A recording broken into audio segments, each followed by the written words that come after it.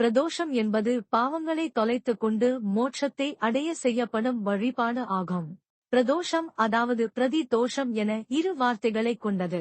பிரதி என்பது ஒவ்வொன்றும் எனவும், தோஷம் என்பது பாபத்தையும் குறிக்கும். ஆகவே பிரதோஷம் என்பது ஒவ்வொரு பாபத்தையும் தொலைத்துக் கொள்ளும் வழிபாடு ஆகும். ஒவ்வொரு மாதமும் சுக்ல மற்றும் கிருஷ்ண பட்சத்தில் வரும் திரியோதசியன்று சாயங்காலத்தில் சிவபெருமான் ஆனந்த நடனமாடும் நேரத்தில் அவரை வணங்கினால் நம் வேண்டுதல்களுக்கு பலன் கிட்டும் என்பது நம்பிக்கை.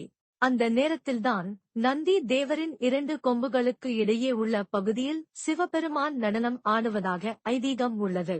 அமாவாசை மற்றும் பௌர்ணமிக்கு இடைப்பட்ட காலத்தில் 13ஆம் திதியன்று வருவது பிரதோஷ தினம். அன்றுதான் சாயங்காலத்தில் அனைத்து தேவர்களும் தெய்வங்களும் பூமிக்கு வந்து சிவபெருமானை வணங்கி துதிக்கின்றார்களாம். அப்போது நாமும் ஆலயத்துக்கு சென்று சிவ வழிபாடு செய்யும் போது அங்கு கண்களுக்கு புலப்படாமல் அனைத்து இடங்களிலும் நிறைந்துள்ள தெய்வங்களின் ஆசிகளும் அங்கு செல்லும் ஒருவருக்கும் கிடைக்கின்றது. தொடர்ந்து 120 பிரதோஷ தினங்கள் எவர் ஒருவர் சிவ வழிபாடு செய்வாரோ அவருக்கு மீண்டும் பிறவாமை எனும் பலன் கிட்டுமாம்.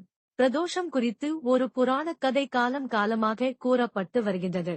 அந்த கதையின்படி ஒருமுறை தேவர்களும் அசுரர்களும் பார்க்கடலை கடைந்து அமிர்தத்தை எடுத்தபோது கயிறாக பயன்படுத்தப்பட்ட வாசுகி நாகத்தின் உடல் முழுவதும் காயம் ஏற்பட, அந்த காயத்தின் வலியினால் அது கக்கிய கொடிய விஷத்தினால் உலகமே அழிந்து விடும் அளவு வெப்பம் ஏற்பட தேவர்கள் அனைவரும் சிவபெருமானிடம் ஓடிச் சென்று அழிவில் இருந்து உலகை காக்குமாறு வேண்டிக் கொண்டார்கள். ஆகவே அந்த கொடிய விஷத்தின் தன்மையை தணிக்க அந்த விஷம் பூமியில் விழுவதற்கு முன்பாகவே அதை தமது கையில் ஏந்திக் கொண்ட சிவபெருமான் அந்த விஷத்தை தானே உண்டு அனைவரையும் காப்பாற்றினார். ஏகாதசி 11ஆம் நாள் இந்த நிகழ்ச்சி நடைபெற்றது. அவரே உலகை படைத்தவர் என்றாலும் கூட அந்த குறிப்பிட்ட விஷம் அவரது உடலுக்குள் சென்று இருந்தால் அவர் மரணம் அடைந்து இருப்பார். அது இயற்கையின் நியதியாகும். ஆனால் அந்த விஷத்தை சிவபெருமான் விழுங்கிய பின் அதை பற்றி கவலைப்படாத தேவர்கள் மீண்டும் தமது காரியத்திலேயே கண்ணாக இருந்து விட்டார்கள். அமிர்தம் கடைதல்.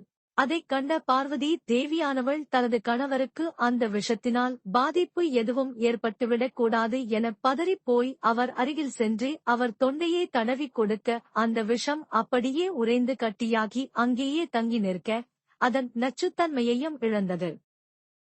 ஆனால் அந்த விஷத்தின் வெப்பத்தினால் சிவபெருமானின் தொண்டை காய்ந்து போய் நீல நிறமாகிவிட்டது. ஆகவேதான் அவருக்கு நீலகண்டன், அதாவது நீல நிற தொண்டையைக் கொண்டவர் என்ற பெயர் ஏற்பட்டது. அவை அனைத்துமே திரியோதசன்று சாயங்கால வேளையில் நடைபெற்றது. சற்றே நேரத்தில் தம் சுய நினைவுக்கு வந்த தேவர்களும் அசுரர்களும் நடந்தவற்றைக் கேள்விப்பட்டு பதறிப்போய் தமக்காக விஷத்தை உண்ட சிவபெருமானின் நிலை என்ன ஆயிற்று என்பதை கவனிக்காமல் இருந்து விட்டோமே என வருந்தி அவரிடம் ஓடிச் சென்று தாம் அறியாமையினால் அவருக்கு நன்றி கூறாமல் இருந்து விட்டதற்கு வருந்தி மன்னிப்பு கேட்க சிவபெருமான் அவர்களை மன்னித்தார். அவர்களுக்கு அதனால் ஏற்பட்டு இருந்த அனைத்து பாவங்களையும் விலக்கினார். அந்த ஆனந்தத்தில் அவர் நந்தியின் கொம்புகளுக்கு இடையே அற்புதமான நடனமான களி நடனம் எனும் நடனத்தை ஆடினார். பார்வதி தேவியும் அவர் அருகில் நின்றவாறு அவர் ஆடிய நடனத்தை ஆனந்தமாக ரசித்துக் கொண்டு இருந்தார். அதனால்தான் சுக்ல மற்றும் கிருஷ்ண பட்சத்தில் திரியோதசையின் சந்தியா காலம் பிரதோஷ காலம் என பெயர் பெற்றது. அன்றைக்கு அந்த நேரத்தில் சிவபெருமான் மற்றும் பார்வதியை நந்தி தேவரின் கொம்புகளுக்கு இடையே இருந்து பார்த்து வணங்கி பூஜை செய்தால் வேண்டிய அனைத்தும் கிடைக்கும் என்பது நம்பிக்கை ஆகிய சூரிய உதயத்தில் தொடங்கி பிரதோஷ காலம் என்று அழைக்கப்படும் அந்தி பொழுது வரை அனுசரிக்கப்படுகிறது. பிரதோஷ காலம் என்பது சூரிய அஸ்தமனத்திற்கு சுமார் 90 நிமிடங்களுக்கு முன்னரும் சூரிய அஸ்தமனத்திற்கு பிறகு 1 மணி நேரம் வரையும் நீடிக்கும் ஒரு சிறப்பு நேரமாகும். இந்த விரதத்தை மேற்கொள்ள பக்தர்கள் அதிகாலையில் எழுந்து குளித்து சுத்தமான ஆடைகளை அணிந்து நாள் முழுவதும் பக்திக்கு தங்களை தயார்படுத்துகிறார்கள். சில தீவிர பக்தர்கள் உணவு அல்லது தண்ணீர் இல்லாமல் 24 மணி நேரம் அல்லது சூரிய உதயம் முதல் அடுத்த நாள் காலை வரை கடுமையான விரதத்தை அனுசரிக்கலாம். இருப்பினும் பொதுவாக அனுசரிக்கப்படும் முறை என்னவென்றால் தானியங்கள், பருப்பு வகைகள், அசைவ உணவுகள், வெங்காயம், பூண்டு மற்றும் வெண் உப்பு ஆகியவற்றை தவிர்த்து பழங்கள், பால் மற்றும் தயிர் போன்ற சாத்வீக உணவுகளை உட்கொள்வதாகும். இந்த விரதத்தின் மையமானது பிரதோஷ காலத்தில் மாலை பூஜை செய்வதாகும்.